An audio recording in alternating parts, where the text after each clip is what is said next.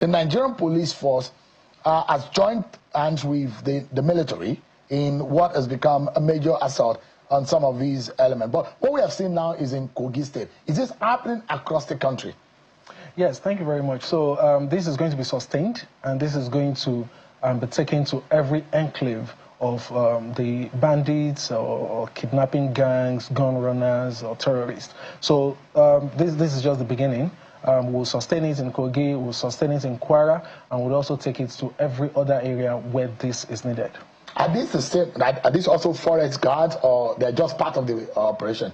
Are this the elite force that the IG inaugurated some time ago? Well, that elite force is part of this. It's a mix of some units like the police mobile force, the intelligence response team, the air wing, and of course that elite force you're talking about, the Special Intervention Squad, SIS. So it's a mix of all of this in partnership with the military. Those are the people that did this operation we are talking about. So we have the air wing and the ground operation. So as this was happening, there are ground operatives who are combing and making the arrests. Oh, definitely. There are ground troops who are mopping them all up in a coordinated way. So it's more like a synergy. There was communication between the air wing and those on the ground. So it was well coordinated, yes. So we've seen this happen in Kogi, and this for the Nigerian police is a success, right? What do we have a body count? Do we have data to how many of these have been neutralized? Do we have any arrests so far? Yes, I can confirm that 129 of these terrorists were arrested, 129. And I can also confirm that 55 of them were neutralized. I'm talking about Kogi and Kwara now. 55 were neutralized. And also, so by neutralization, for our viewers, it means that they are being killed. Yes, they fell in the line of firefight. Simple terms. I mean, some of us will be happy that anyone terrorizing this country is being killed. Well, some might want to say, oh, that was extrajudicial killing. So I have to make it clear, firefight. These were people that were not ready to give up because some of their colleagues were arrested, but these were people that decided to fight till the end. So 55 of them were neutralized. And good enough, 309 hostages were rescued. Wow. 309. Between Kogi and Kwara. Kwara, hostages were rescued. And most of these are abductees from Kwara. Most of them.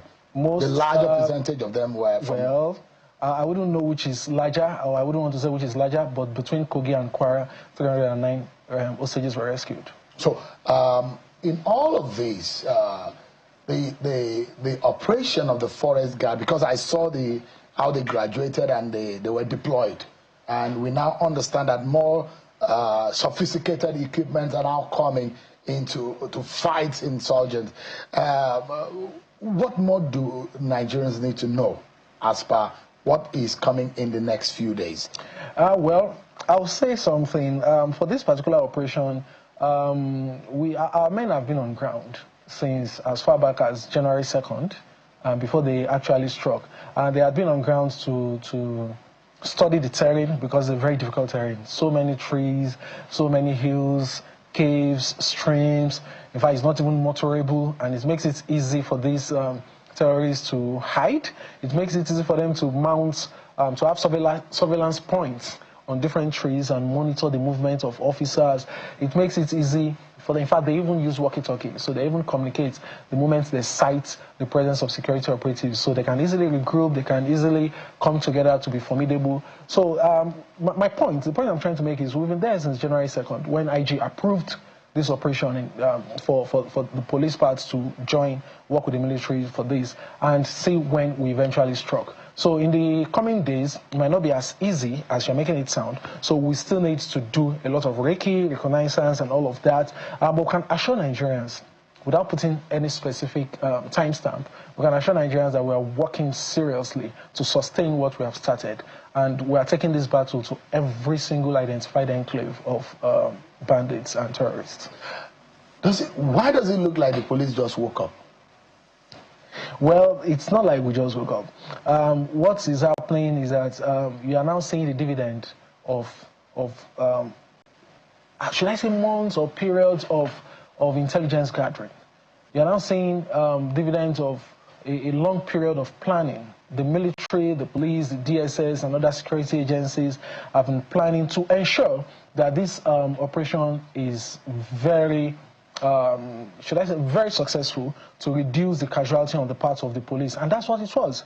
I hope there were no casualties. No casualty. From no on the side of casualty of the on the part of government security agencies. So that's why it appears like we're just waking up. But this is what it is. And like I've said, like twice already, we intend to sustain this.